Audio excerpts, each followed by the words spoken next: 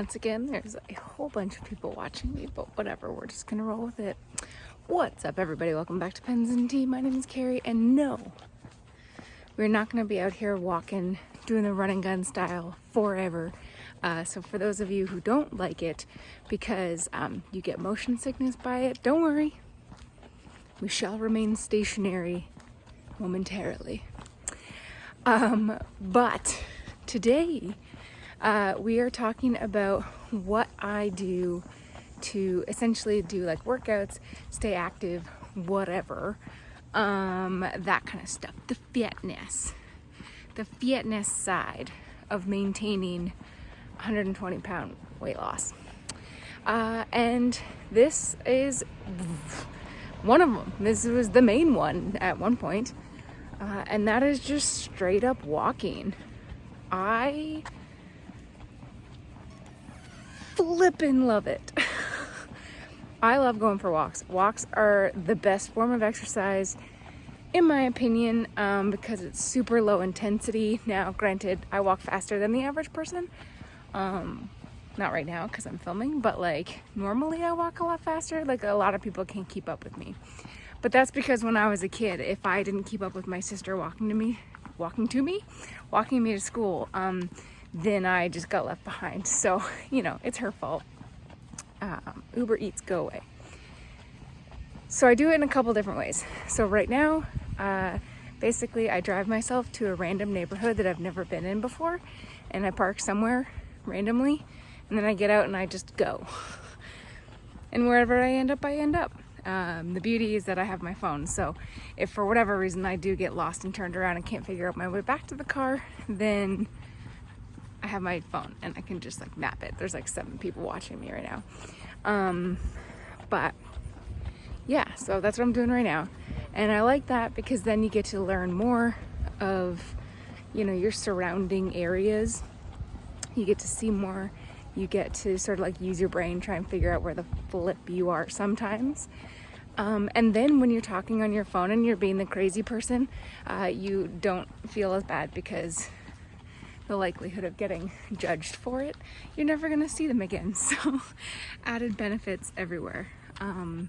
But this is not what I consider exercise to me anymore. It's no longer my workouts. But it used to be, and it used to be 100% of them. I'm a person who likes to walk a lot, and apparently they're gonna cut their lawn. I'm a person who likes to walk a lot. I walk a lot in my job, but when I don't go to work, I still walk a lot on my own. I pretty much, my average is about 12,000 steps a day. 18,000 would be pushing it, but that's in and around the bracket of what I end 99% of my days at.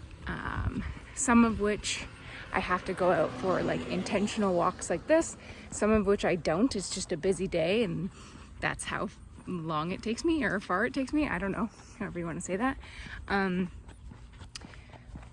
So that just helps there. And that is a huge help for building part of my NEAT, my non-exercise activity. What does the T stand for? Non-exercise activity.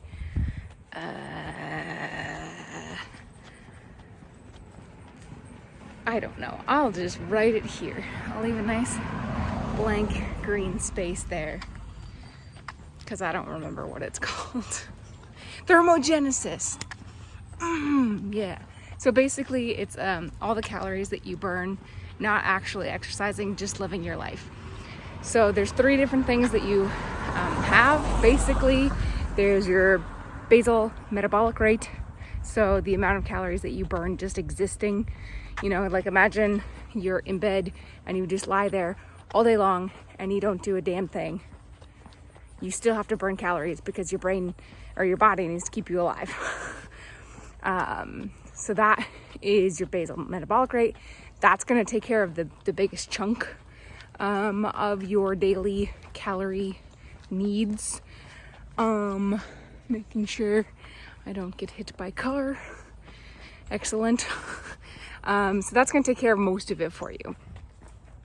Then you have your NEAT. So the stuff that you just do throughout the day, living your life, whether that's twitching, cleaning your house, cooking a meal, watching TV. Although it's like, obviously there's some, like gardening is going to use more calories than watching TV, but every time you press a button, you're moving. So that is the big bulk there. And then a little percentage of it is your actual exercise. So this is just part of that. And let's get some sturdiness and I'll break it down for you. All right, inside, stationary.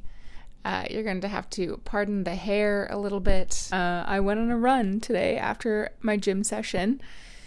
It wasn't a hard gym session today. It was a mobility session. So I'll explain what that means in a minute. But I figured, why not? And I get sweaty. So day-to-day life, pretty much always hit 10,000 steps. Minimum. Again, I don't think 10,000 is a magic number. I think, it's the famous one. But really, in my opinion, as long as you're over 7,500, then you're moving enough throughout your day.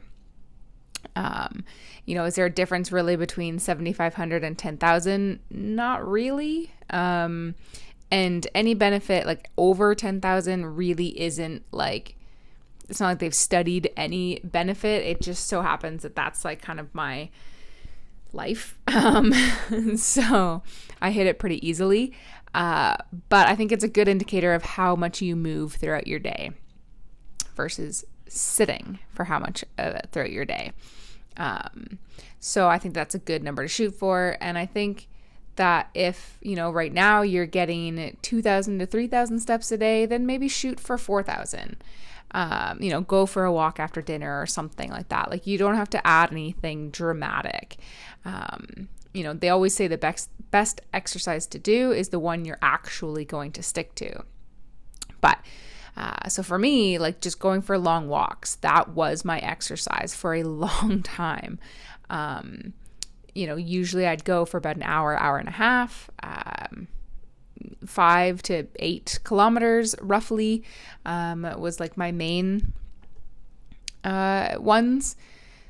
And basically just hitting 10,000 steps a day for that was it. That's what I did for a long time. And over time, my pace started to become faster. Partially out of just wanting to be done sooner. Partially because it's easier to walk faster when you weigh less. Like, the cardio does get used to it over time. Started adding in more hills, and that's basically what I did for a really, really long time. Of course, in addition to the other 2 videos that hopefully you've already watched, which is the nutrition. The supplement one doesn't really fall into that. The supplement one is more focused now, but the nutrition for sure. And now my fitness routine is completely different. So I still, like I said, go for walks quite often. Still hit well over the 10,000. Although today I'm only at 63. But I do go to the gym now 3 times a week to lift. So for strength sessions. And then I'm working towards 4 days a week doing that. You're probably not going to be able to tell. No, well, sort of. Coming in on those gym calluses now, which is just inevitable, and I'm just going to embrace it. So what I do in the gym. So I've been going now for about a month and a half, roughly, maybe a little bit, maybe 2 months. Because I'm at 27 sessions, I think, down, and I go 3 times a week. I don't know. I've been going since the end of July, basically. So yeah, almost 2 months. And what we've been doing primarily up until now is one upper body workout, one lower body workout, and one full body workout. And the reason why we've sort of split them like this is because I don't really have good muscle mass. So it doesn't make sense for me to go in there and, lift heavy, low reps, like a hypertrophy phase kind of thing. For me, main goal was to build up a little bit of endurance. So muscular endurance, cardio endurance for sure. And to build a little bit of muscle, but more importantly, strengthen what I do have so that when we're beginning to go into the hypertrophy phase, which will happen in September, probably about middle of September, which is the actual act of putting on muscle, which, because I had so limited muscle mass to begin with, I have put on muscle comparatively, but hypertrophy is like focused on that. So what I'm doing right now is high reps. So I do about 3 sets of each exercise we do, and about 25 reps of each one, but low weight. So for example, on a leg day, we'll do 3 sets of 25 reps for squats as I'm holding, initially it was just no weight at all, but now it's like a 17-pound kettlebell. For hip thrusts, which I hate, they're good, but you're gonna suffer. They burn unlike anything.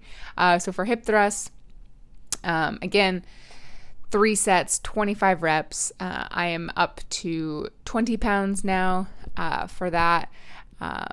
This little wing here, this is what gets sweaty and sticks out. We'll do like deep lunges, we'll do like resistance bands, we'll do I don't know what this machine is called, where like you're working on your hamstrings, so you're like pulling it down. I don't remember what it's called. For upper body, we'll do a lot of similar things, like 3 reps, 25 of machine assisted dips, overhead presses. I have to do them with dumbbells by themselves because my arms are very imbalanced. So my left arm is pretty weak by comparison to my right, and I have a problem stretching out the full tricep muscle with a lot of weight on it. It just is. So we're focusing on that. Basically anything along my back, along the shoulder line, and my triceps are just super weak. So we're spending the next 3 weeks, which I will be doing solo because my PT is going on vacation, strengthening up that area so that, again, going to the hypertrophy phase won't be as dangerous. So anytime you separate a muscle, so for example, with the overhead presses with the arms, it's one arm, and as one arm comes down, the other arm moves up. So if we separate the two and we're doing like this kind of a thing, then it's only 20 reps. But if it's stable and you're using both, like all of your body at once, then it's 25 reps. So for a squat, I'd be doing 25. For an overhead, I'd be doing 20. That's individual, but low weight, high reps. Building muscular endurance, getting my body used to moving, building cardio endurance, which is a muscle, I understand, but getting used to that. Because, man, when you squat, your heart rate's going to go pew. The thigh muscle, the leg muscles are the biggest muscles you have in your body. So when you work them, your heart begins to work. It needs to pump a lot of blood to get to those muscles and fill them up with oxygen because you're just burning through it like crazy. But I have noticed that as I've continued to go through it, the heart rate does not go as high and it does not stay as high, which is nice. So yeah, a lot of those kinds of things. In the beginning, it was rough. Like for the first couple weeks, like my body was so stiff, so sore, never pain, There's a big difference between pain and like being super stiff and sore. So never pain. That's really important. And that was a big fear that I had going into the gym. Part of the reason why I also hired a personal trainer. And I hired a personal trainer because I was afraid of getting hurt, and I literally knew nothing of what I was doing. So now we're getting to the point where for the next few weeks, I'm going to continue doing what we've been working on, what we've been building on, continue strengthening that foundation, because that's basically what we're working on right now, is solidifying that foundation, just like nutrition, getting that foundation before we move into a hypertrophy phase. So strength and stamina and endurance is going to stretch the muscles that you have, strengthen them for sure, allow them to be more efficient with what you're doing. And then hypertrophy, sorry, I think I got a Parker hair in my eye.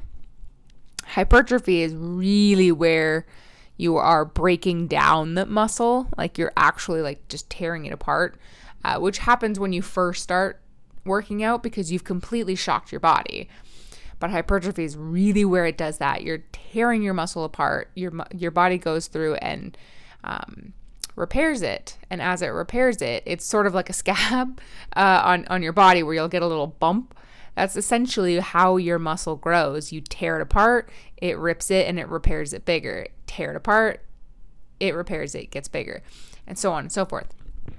We will do that for a few months, and then we will actually transition out of hypertrophy once I've put on a little bit of muscle, and then go back into an endurance strength phase to strengthen and flex, make the muscle that I have grown more efficient.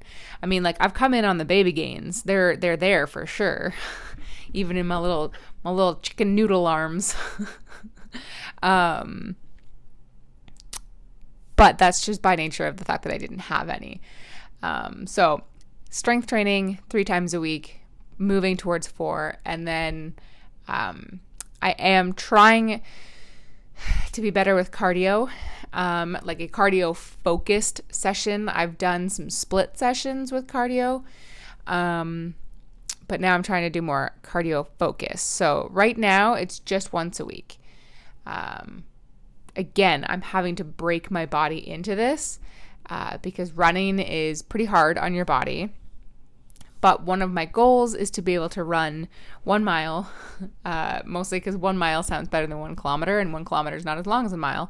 But 1 mile at a relatively good pace, like I would say like a 6-minute mile, which is not very fast compared to some, but for me, that's a lot. So that when the inevitable zombie apocalypse happens, I can outrun some. I just have to be faster than anyone I'm with. So that's a goal of mine. So I'm slowly working into that. Right now with my running, it's a run walk. Basically, I'm keeping my heart rate no higher than about 145 to 155 beats per minute, which is what's considered zone 1 training. So it's keeping your heart rate at an easy level. So if I wanted to, I could hold a conversation while I'm talking or while I'm running at that speed to keep the heart rate there. The problem is because I am out of shape, it even at a slow pace, it's going to creep higher than that. So right now, like I run and then I walk a bit, and then I run and then I walk a bit. I run and then I walk a bit to keep it in that level. And I'm doing that for 3 reasons. 1, because zone 1 cardio training is really the best for building the foundation. That's all of what I'm at right now, is just building that foundation. 2, if you push yourself to zone 2, 3, or 4, which would be zone 4 is basically working beyond your max. Like it's hauling ass. Like you've got an axe murderer coming after you. Your life depends on it, kind of thing. It is really hard to recover from that as a new person. It's hard for an athlete to recover from that, but let alone somebody whose body has no clue about any of that. And because I'm still going to the gym 3 times a week, because I'm still going to work 5 days a week, and my job is pretty physical, like I can't completely break down my body that fast. And then the third reason is mostly just that I can get used to that, because even when I'm able to run a few kilometers at a time without having to stop, start, and keep it at like 140, in the 140s, 150s, which happens to be what my zone 1 heart rate would be. Even athletes, like endurance athletes, will do 80% of their training in zone 1. So for me to get started, that's what I'm focusing on, so that my body, my muscles, my heart, my mind gets used to feeling uncomfortable, but not like I'm gonna die. Because I've tried to go run before and I thought I was gonna die. And then it took me so many hours after getting home to like feel like a normal human again. And that's just not good. So all of those things. So pretty much it's just like staying active as hell. So like on a given day, like let's say a day off, okay? Like today, I'm filming this. I'll wake up, have breakfast, do whatever. Usually I'll go to the gym from 10 to 11, do whatever session there. And then regardless of the session, whether it's like leg day, which is going to be, much more draining than upper body day, whatever the gym session is, does not matter. I still hit, like I said, that 10,000 pretty much every day. I'll still go for walks, every single day. So even on days that I work, I go for walks every single day. Like that's just a non-negotiable to me, just to keep my body moving. And I'm very busy at work. But when I'm not at work, well then obviously not as much. So yeah, I'll usually do that. Depending on when my gym session is, I like to go for a walk before, then go for a gym session, and then do a shorter one after as well. Just so I can hit all of those spots. And then now I'm starting to incorporate some runs as well. So definitely the activity level's there, but don't feel like you have to start there. Like I'm still a new person to fitness. Like I just am. I'm trying to learn a lot, and I am learning a lot as we go on, but I'm trying not to overdo it. Finding that right balance between enough so that it's effective, and pushes me and makes me uncomfortable, but not enough where I'm no longer being safe and I'm pushing myself too far and it's taking me too long to recover. So that's a big one. And then, dang, you guys, sleep. Sleep is so important. I am somebody who has struggled with sleep in the last several years. It is so, so, so important to recovery from anything physical. I am finding, since going to the gym and doing all these things, I am falling asleep incredibly quick, which is dope. Because my body by the end of the night, and I'm pretty consistent, by the way, at like 10 p.m. nighttime, because by 10:30 I'm like done. But I fall asleep pretty quickly. I do still wake up at least once a night, usually because I have to pee, because I'm trying to stay hydrated. But I'm able to get back to sleep pretty quickly. There's some nights where it takes me longer, if for whatever reason, like, because usually like around 2 is when that happens. So if I wake up around like 4 or 5, then sometimes not so much, but especially if I have to go to work early, because then I'm up at 5:30. But yeah, sleep's important. Eating right and exercising definitely helps with sleep, which then helps with mental health, which then helps keep you going for exercise and nutrition. And then that helps with mental health. So it's a circle. It's a circle. There are days where I do not want to go to the gym. I do not want to go. A lot of times I'll go after work and I'm flippin' tired and I just don't want to go and I'm exhausted and I like just want to go home and sleep and just eat some food, go to bed and call it a day. And I drag myself into the gym, like kicking and screaming practically because I'm so tired. But I'm not even kidding you. Like halfway through the first set, my body comes up with energy out of flipping nowhere. And I thought about it in the shower the other day. And I'm like, you know what? I don't think my body is actually tired. I think it's my mind that's tired. It's just wiped after the day at work. It's exhausted making decisions. It's exhausted dealing with things that I don't want to have to deal with, people I don't want to have to deal with. But your body has the energy. And when I get to the gym and I start working out, my brain shuts down. It thinks about what I am doing, no more, no less. It just focuses. Like I got tunnel vision. And by the time I'm done that hour gym session, I have so much energy. Like, it's insane. Yeah, I'm sweaty, I'm gross, like, you know, but like I feel like a whole new person. Like I didn't even work that day. And so I'll come home, like make dinner, like hang out, whatever, like, and by bedtime, like I'm pooped. Like, don't get me wrong, I'm like a zombie again. But your body is not tired. It's your mind that's tired. So get to the gym. And I have to tell myself that a lot. But just go. Make the hard right over the easy wrong every time. That is a Nick Bear saying. I don't know if he made it up, but he says it a lot in his YouTube channel. So that's a super, super quick, long-winded way of saying move your body in any way, shape, or form that you can, because it's really, really important. And you don't have to kill yourself. You really don't. You really do not have to go and do crazy sessions. This is just what I'm doing, and I'm having a blast.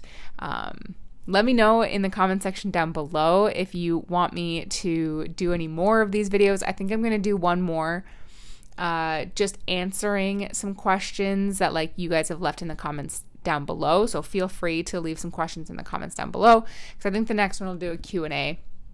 Because after the nutrition and supplement one, I've definitely got a few questions that I think would be good to answer. So leave any questions you've got down below, and I will try and get to them next week. If you're already down there, hit the like button, the subscribe, check out the Patreon account if you want to help support me and what I do here. And if you're still watching, like almost 30 minutes in, bless your faces. I love you, and I'll see you next time.